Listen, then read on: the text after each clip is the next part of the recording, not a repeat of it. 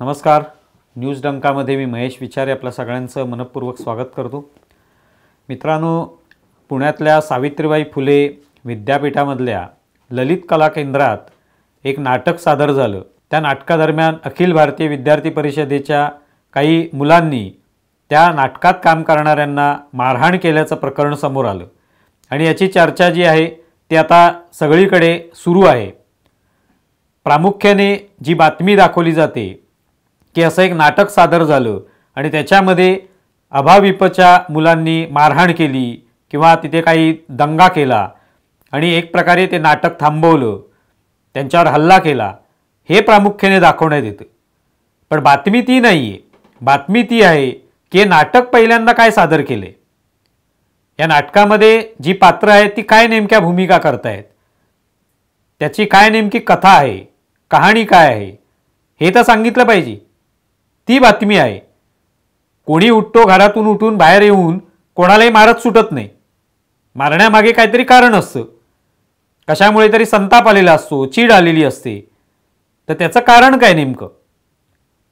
जर त्या कलाकारांवर हल्ला करण्यात आला किंवा त्यांना मारण्यात आलं तर त्याआधी त्या मुलांनी नाटक नेमकं काय सादर केलं, त्यांना मार्गदर्शन करणाऱ्यांनी कशा प्रकारचं नाटक बसवलं, त्यात कशा प्रकारच्या भूमिका सादर करण्यात आल्या, हे तर सांगायला पाहिजे ना.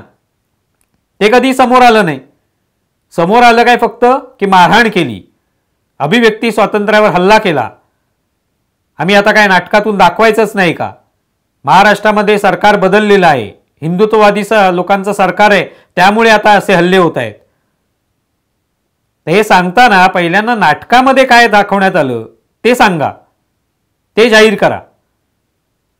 ते नाटक जे आहे ते काय जब वी मेट नावाचं नाटक होतं आणि त्याच्यामध्ये एक रामलीला हे एक त्याच्यामधलं सादरीकरण होतं आणि त्याच्यात मग रामलीला करणाऱ्यांमधले जे कलाकार आहेत, रामाची भूमिका करणारे, सीतेची भूमिका करणारे, हे कलाकार कसे बॅकस्टेजला काय करत असतात, काय त्यांचं जीवन असतं वगैरे असा दावा करण्यात आला की असंही आम्ही दाखवण्याचा प्रयत्न केलेला आहे.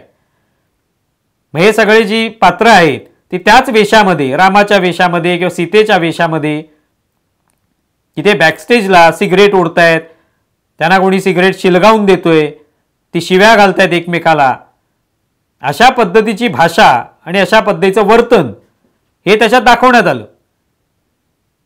आता हे दाखवण्यात आल्यानंतर समोर बसलेल्यांपैकी सगळ्यांनी आनंदाने टाळ्या वाजवाव्यात, अत्यंत समाधान झालं असं नाटक बघून.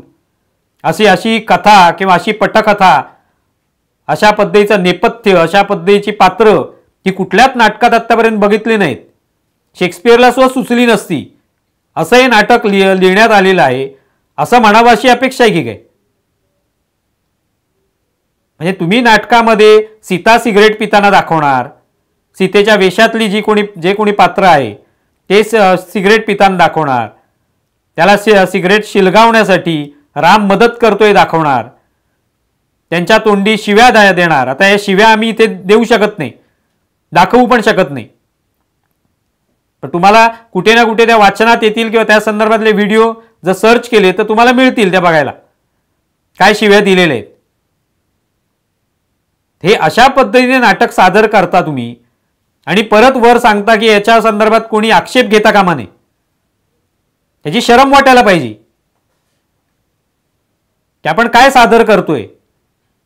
मुळात नाटक, चित्रपट हे सादर करण्यामागे किंवा लोकांसमोर आणण्यामागे कारण काय असतं की लोकांचं मनोरंजन व्हावं आणि सगळ्या जाती धर्माचे लोक, असं नव्हे की फक्त ठराविक वर्गाचं त्याच्यातून समाधान व्हावं, त्यांना आनंद मिळावा.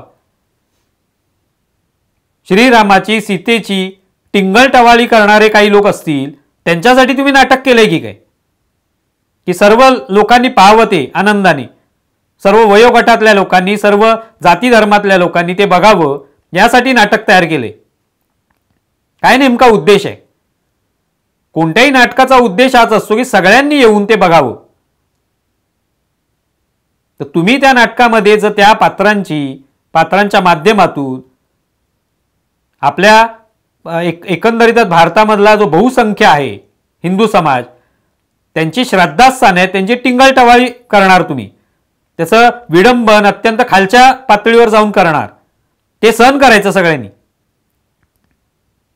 कारण का, तर तुम्हाला अभिव्यक्ती स्वातंत्र्य आहे. मग तुम्ही हे सहन करणार का? तुमच्यापैकी कोणाच्याही नातेवाईकांचं असंच विडंबन केलेलं, अशी थट्टा उडवलेली, अशी टवाळी केलेली तुम्हाला चालणार आहे का? तेव्हा जायचं नाही मग पोलीस ठाण्यामध्ये तक्रारी करायला की आमची बदनामी झाली, आमच्या घरातल्या कोणाची तरी बदनामी करण्यात आली. तेव्हा ते आनंदाने स्वीकारायचं, टाळ्या वाजवायच्या, त्याला खुश व्हायचं, त्याचे व्हिडिओ शेअर करायचे की बघा आमच्या आई वडिलांची, आमच्या नातेवाईकांची कशी टवाळी केलेली आहे, किती अभिव्यक्ती स्वातंत्र्य आहे पायांना आम्ही दिलेलं. ते चालणार आहे तुम्हाला? मग अशा पद्धतीची नाटकं करायची कशाला? ही खरं तर या तथाकथित पुरोगामींची नाटकं आहेत की आपण काहीतरी क्रांतिकारक असं काहीतरी करतो आहोत, काहीतरी सगळं बदलून टाकणार आहोत, लोकांचे विचार बदलणार आहोत आपण. आणि तेवढीच तुमच्यामध्ये हिंमत असेल बदलण्याची, मग करा. बाकीच्या धर्मातल्या ज्या श्रद्धास्थानी असलेले जे व्यक्तिमत्व आहेत त्यांची नाटकं करा, त्याच्यावरही बसवा नाटकं आणि बघा कशा पद्धतीच्या प्रतिक्रिया उमटत आहेत ते. खरं तर कोणत्याही धर्मामधली जी काही श्रद्धास्थानं आहेत, मग हिंदू धर्मातली असतील, इस्लाम मधली असतील किंवा अन्य धर्मातमधली असतील, त्याच्याविषयी अशा पद्धतीने टवाळी करण्याची अजिबात आवश्यकता नाही, गरजच नाहीये. मग तुम्ही लगेच आधार घेणार. बघा लोकनाट्यामध्ये तर त्यांची टिंगल टवाळी केलेली असते, ती टिंगल नसते, ते एका ठराविक मर्यादेपर्यंत जाऊन त्याचं विडंबन केलेलं असतं आणि त्याबद्दल लोक निश्चितपणे हसून त्याला दादही देतात. तेवढा समाज सहिष्णू आहे, विशेषतः हिंदू समाज तरी. आणि अशा अनेक लोकनाट्य लोकांनी डोक्यावर घेतलेली आहेत. यदा कदाचित सारखं नाटक सुद्धा आहे. मच्छिंद्र कांबळींनी किती अशी नाटकं केलेली आहेत, लोकांनी त्यांच्यावर काय हल्ला केला नाही कधी. पण एखादा माणूस नाटक समोर चालू असताना त्याला जर ते आवडलं नाही तर तो चप्पलही फेकून मारतो, सडके टोमॅटो आणि अंडी फेकून मारतो, कधी दगडही भिरकावेल. का? तर त्याला ते पसंत पडणार नाही. त्याच्या कुठेतरी श्रद्धास्थानाला धक्का देणारं त्याच्यात काहीतरी दाखवलं असेल तर तो माणूस चिडणारच. आपण हे नाटक सादर करतोय, एका विद्यापीठामध्ये सादर करतोय, नवीन जे विद्यार्थी आहेत त्यांना काहीतरी घडवणार आहोत नाटकाच्या माध्यमातून, त्यांना या माध्यमाची जाणीव करून देणार आहोत. तर काहीतरी चांगलं तरी करून द्या, त्याच्याकडून चांगलं काहीतरी घडवा त्यांच्या हातून. रामलीला जिथे ते सादर होतात, विशेषतः उत्तर भारतामध्ये मोठ्या प्रमाणावर सादर होतात, ते सगळे कलाकार काय रोजच्या रोज उठून शिव्या घालायला सुरुवात करतात की काय? सकाळी उठला की शिवी घालतोय, दुपारी शिव्या घालतोय, संध्याकाळी शिव्या घालतोय आणि रोज दिवस रात्र सिगरेट पित असतात. हेच त्यांचं जीवन असतं काय? की जीवनाचा वेगळा संघर्ष आहे त्यांच्याकडे. एका बाजूला रामलीलेमध्ये काम पण करायचं, रामाचा आदर्श जो आहे तो लोकांसमोर मांडायचा, रामामध्ये असलेले गुण जे आहेत ते लोकांसमोर मांडायचे आणि तशा पद्धतीने लोकांनी वागावं आणि आपण सुद्धा त्यातून काहीतरी शिकावं, असाच उद्देश असतो त्याचा. आणि मग ते लोक जेव्हा आपला चेहऱ्यावरचा मेकअप काढतात, ती वस्त्र उतरवतात आणि नेहमीचं जीवन जगतात, तेव्हा तो संघर्ष करताना ती मर्यादा पाळत असतात, तो रामाचा आदर्श समोर बाळगतात आणि मग वाटचाल करतात. मी तिथे स्टेजवर रामाची भूमिका करणं आणि बाहेर जाऊन सिगरेट दारू पिणं हे जीवन नाहीये त्यांचं. सिगरेट दारू पिणं किंवा एखादी शिवी हासडणं हा जीवनातला एक अत्यंत छोटासा भाग असू शकतो एखाद्याच्या, ते जीवन नसतं. पण ज्यांना जीवनाचा अर्थच कळत नाही ते अशा पद्धतीची नाटकं बसवतात. तर तुम्हाला त्याचा अर्थ तरी समजून घ्या आणि मुलांना शिकवताना हे जे सगळ्या धर्मातले आदर्श असतील, ज्या आदर्श व्यक्तिमत्व आहेत, त्यांचा आदर राखायला तरी शिकवा. आणि जर खरोखरच एवढी क्रांती तुम्हाला घडवण्याची इच्छा असेल, खुमखुमी असेल, तर मग सगळ्या धर्मातल्या लोकांची करा टिंगल टवाळी, करून दाखवा. सांगा आम्हाला अभिव्यक्ती स्वातंत्र्य आहे, आम्ही काही करू. बघूया काय काय त्याच्या प्रतिक्रिया उमटतायत त्या. आणि एवढीच क्रांतिकारी नाटकं तुम्हाला बसवायची असतील तर ती विद्यापीठातल्या कुठल्याही हॉलमध्ये बसवू नका, त्याचा प्रयोग करू नका. तिकडे शिवाजी पार्कला घ्या, एक मोठं स्टेज करा आणि त्याच्यावर तो प्रयोग घेऊन दाखवा तुम्ही.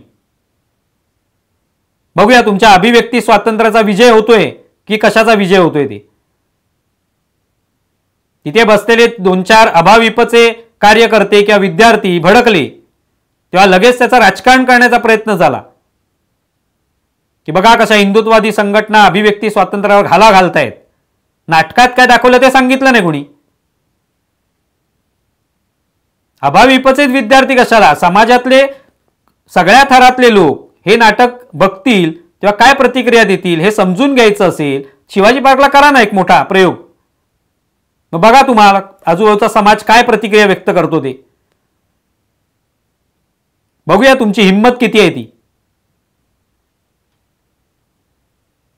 तेव्हा आपल्याला काय करायचं असेल तर ते एक चांगला उद्देश समोर ठेवून करावं लागतं. हे जे काय नाटक सादर केलं त्याचा कोणताही उद्देश दिसत नाही, फक्त टिंगल करणं, टवाळी करणं, थट्टा उडवणं. आणि ते सुद्धा प्रभू श्रीरामाची, सीतेची, ज्यांना संपूर्ण समाज अनेक वर्षांपासून आदर्श मानत आलेला आहे, त्यांच्या आदर्श गुणांवर वाटचाल करत आलेला आहे, त्यांच्या मी थट्टा उडवणार. तेव्हा हे जरा समजून घ्या.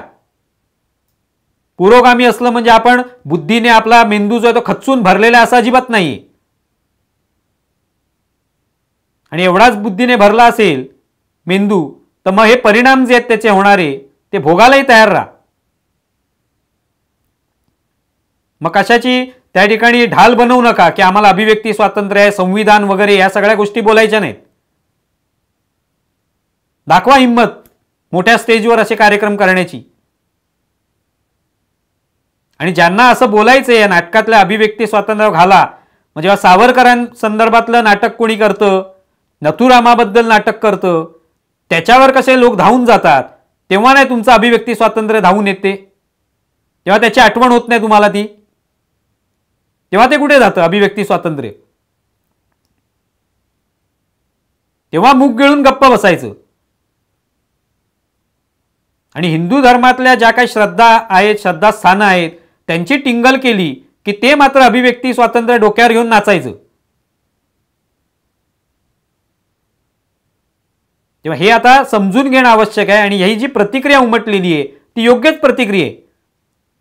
ही तरी निदान सौम्य प्रतिक्रिया म्हणायला पाहिजे. मी पाहिलेले आहेत की शार्ली हेब्दोने जेव्हा मोहम्मद पैगंबरांवर चित्र काढलं, काय प्रतिक्रिया उमटली त्याची. त्यांच्या कार्यालयामध्ये जाऊन गोळ्या घालण्यात आल्या.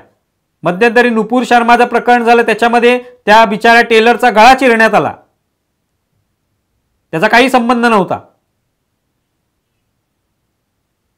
या प्रतिक्रिया उमटू शकतात,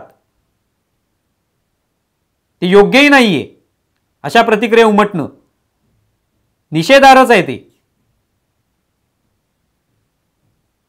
पण मग ह्या प्रतिक्रिया उमटणे इतपत तुम्ही काय केलेलं आहे या नाटकामध्ये, त्याचाही विचार करा, त्याचं आत्मपरीक्षण करा, मग लक्षात येईल.